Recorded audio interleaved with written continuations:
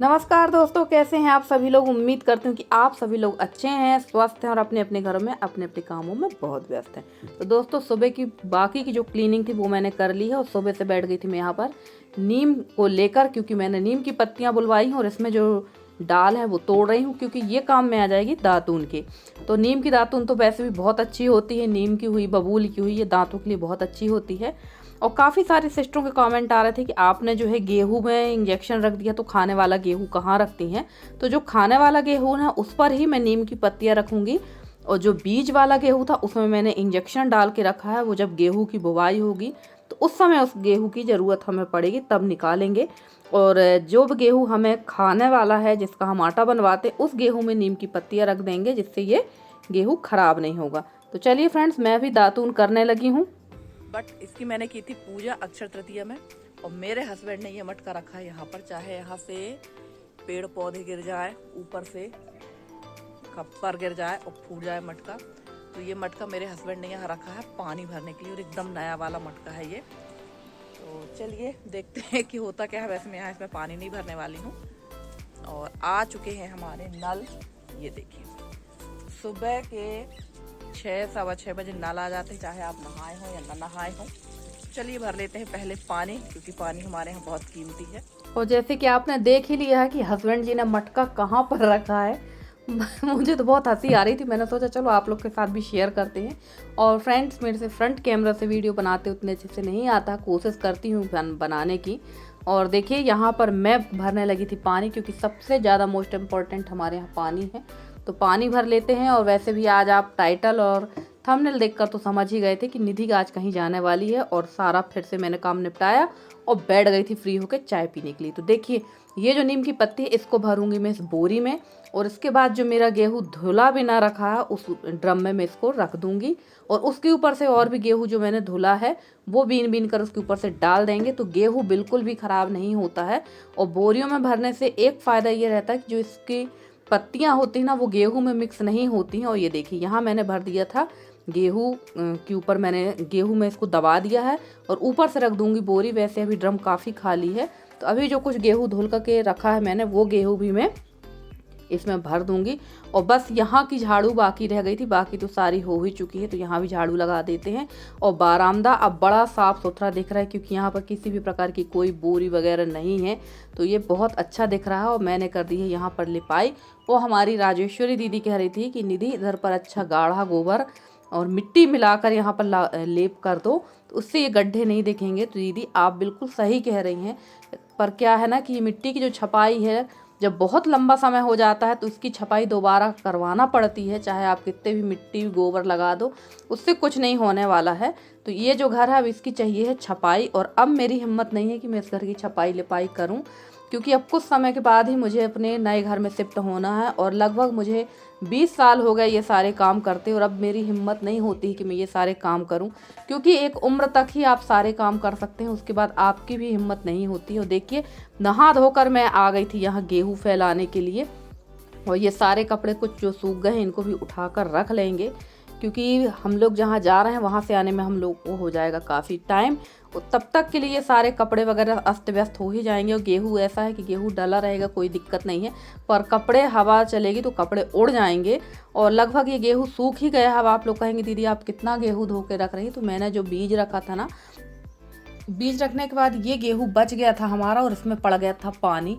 तो मैंने सोचा चलो इसको धोकर रख ही देते हैं, वरना ये ख़राब हो जाएगा। इसको सुखाना तो वैसे भी पड़ता, तो मैंने इसको सुखा लिया। और देखिए, घर के बाकी के और जो छुटपुट काम थे वो सब निपटा के फटाफट से तैयार होकर बैठ गए हैं मैं और मेरी जेठानी गाड़ी पर। वैसे तो ये मेरी जेठानी भी है और मेरी बुआ की लड़की भी है।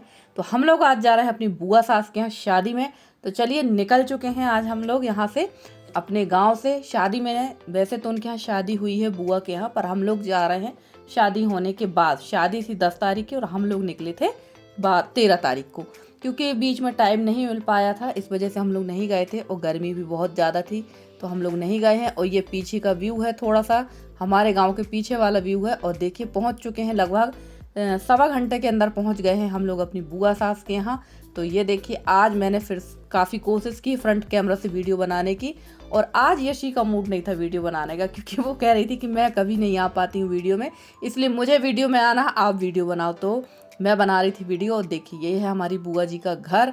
तो चलिए चलते हैं अंदर। और सभी लोग यहाँ पर कर रहे थे काम और बहुत ज़्यादा खुश हो गए थे। काफ़ी कुछ मेहमान तो चले गए थे, घर में बुआ सास की बेटियाँ बस थी, और हमारी ये ननंद आई थी पानी उतारने के लिए, और ये फूफा जी हैं। तो मैं पड़ रही थी इनके पैर।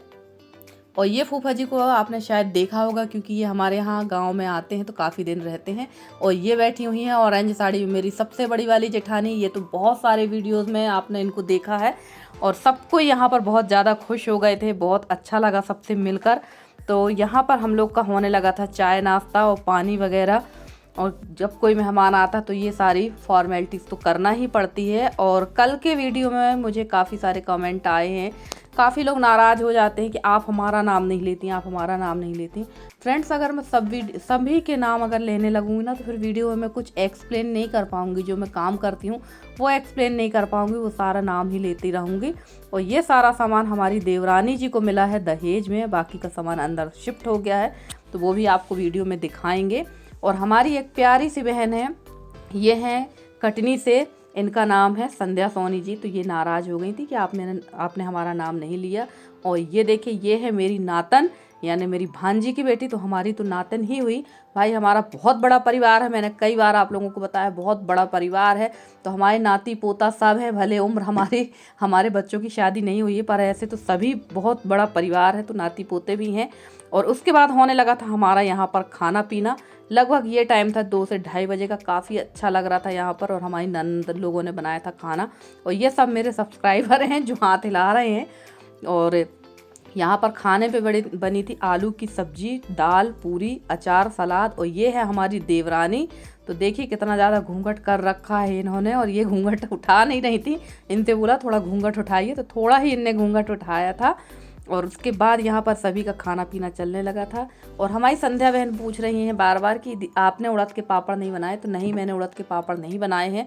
दाल वगैरह तो सारी मैंने पीस के रख ली थी, बट हिम्मत मेरी ख़त्म हो गई थी, इसलिए मैंने नहीं बनाया है। मेरी बहन जो पिसी हुई दाल का पाउडर था वो ले गई है, और मेरे पापड़ बने हुए हैं मशीन से।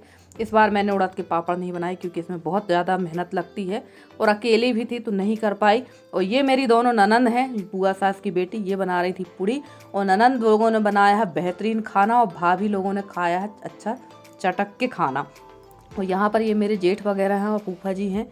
और ये समय है लगभग शाम को 4 साढ़े 4 बजे का, क्योंकि ये हम लोगों की होना थी विदाई, क्योंकि हम लोग यहाँ से निकल रहे थे। तो हम लोग तीनों देवरानी जेठानी पी रहे थे चाय, और बहू के रूम पर ही बैठे हुए हैं हम लोग। और यहाँ से चाय पीने के बाद हम लोग निकलेंगे अपने बाकी जगह, क्योंकि यहाँ पर जहाँ हम लोग गए थे यहाँ पर हमारी 2-3 नंदें रहती हैं, तो उन लोगों के यहाँ भी हमें जाना है, पर वहाँ की क्लिप मैंने नहीं बनाई थी। और मेरी एक और सब्सक्राइबर है, उनका नाम है चंदू यादव। तो उन्होंने बोला है दीदी प्लीज़ भगवान से प्रार्थना करिए आपकी मेरी गोद भर जाए। तो सिस्टर, ईश्वर करे कि आपकी गोद बहुत जल्दी भर जाए, भगवान आपको बहुत सुंदर चांद सा बेटा और बेटी दे। तो आपकी गोद जल्दी ही भरेगी। भगवान पर विश्वास रखिए आप, सब कुछ सही समय पर ही काम होता है। और एक और हमारी सिस्टर है शिवानी बहन, ये है उत्तराखंड से। तो इनको हुआ है एक प्यारा सा बेटा। तो शिवानी सिस्टर, आपको बहुत बहुत बधाई हो कि आपको बेटा हुआ है, और ईश्वर आप दोनों को स्वस्थ और मस्त रखे और दीर्घायु दे। तो चलिए फ्रेंड्स, यहाँ होने लगी थी हम लोगों की विदाई। तो शादी के बाद हम लोगों को जो विदाई मिलती है हर मेहमान को मिलती है। तो यहाँ बेटे की शादी हुई थी। जब बेटे की शादी होती है हमारे तरफ, तो जो भी आता है तो उसको कपड़े वगैरह दिए जाते हैं, और जिसकी यथाशक्ति जितनी जिसकी सामर्थ्य होती है वो उतना देता है। और यहाँ मैं अपनी नातन को कर रही थी प्यार, और हमारी बुआ बैठी हुई थी नाराज़, क्योंकि बुआ का कहना था कि तुम लोग आई हो चली गई। और ये हमारे देवर हैं जिनकी अभी शादी हुई है। तो देखिए फ्रेंड्स, बुआ के यहाँ से विदाई लेके हम लोग 1-2 जगह और गए थे। और ये है हमारा मतलब जो हमारे पूर्वज हैं उनका आश्रम है, और ये पड़ता है सिहोरा ज़िले में, सैलवारा गांव है ये, वहाँ पर है ये। और ये एक ही बड़ का पेड़ है। इस एक बड़ के पेड़ से इतना पूरे एरिया में पेड़ मतलब बन चुका है ये, और एक ही बड़ का पेड़ था ये। इसकी जड़ें जैसे जैसे ज़मीन पे आती गई वैसे वैसे वहाँ से शाखा फूटती गई। और ये बहुत सिद्ध स्थान है। यहाँ के भी हम लोगों ने दर्शन किए, क्योंकि ऐसे तो कभी जा नहीं सकते हैं, जैसे कि मैंने बताया ही है। कि हम लोगों के जहाँ मैं बुआ सास के यहाँ गई थी, यहाँ मेरी 2-3 नंदे रहती हैं, तो उनके यहाँ भी हम लोग गए थे। अब आप लोग सोचेंगे कितनी सारी नंदे हैं। तो फ्रेंड्स, वैसे तो मेरी सगी ननंद 2 हैं, पर हमारा परिवार काफ़ी बड़ा है और हमारे यहाँ ऐसा नहीं है कि सगी नंदों के यहाँ पर आना जाना होता है। हमारे यहाँ जितनी भी नंदे हैं, चाचा ससुर की, बड़े ससुर की, सभी के यहाँ आना जाना होता है। और सभी हमारे यहाँ भी छोटे मोटे काम जब होते हैं तो सभी हमारे यहाँ आती जाती हैं। तो आज भी ये प्रथा कहें या परंपरा कहें या हमारे यहाँ की यूनिटी कहें, ये आज भी हमारे यहाँ चल रही है और भगवान करे ऐसा ही हमारा जीवन भर चलता रहे। देखिए, ये जो साख है एकदम हाथी की सूंड जैसे लग रही थी। तो ये क्लिप मेरे हस्बैंड ने बनवाई है कि इसको बनाओ और इसको सभी लोगों को दिखाइए, तो ज़रूर इसको देखिएगा बड़े ध्यान से।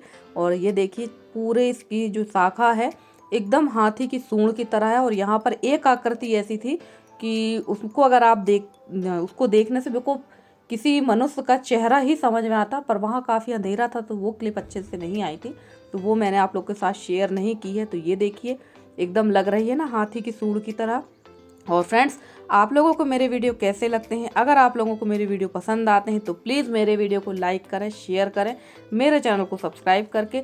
जिस तरह से आप लोग अपना सहयोग और स्नेह मेरे साथ बनाए हुए हैं, इसी तरह से आप लोग अपना सहयोग और स्नेह मेरे साथ बनाए रखें। मैं पूरी कोशिश कर रही हूँ कि आप लोगों के लिए बहुत अच्छे से अच्छे वीडियो लेकर आती रहूँ।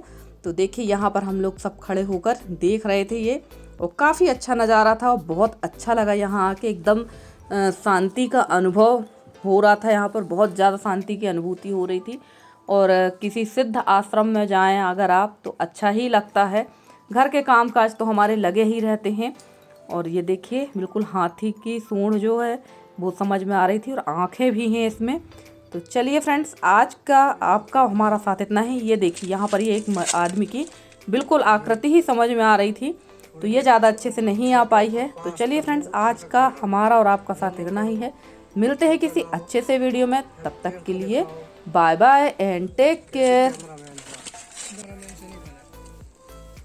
कैमरामैन से बनता है पूरा, जूमिंग करनी चाहिए।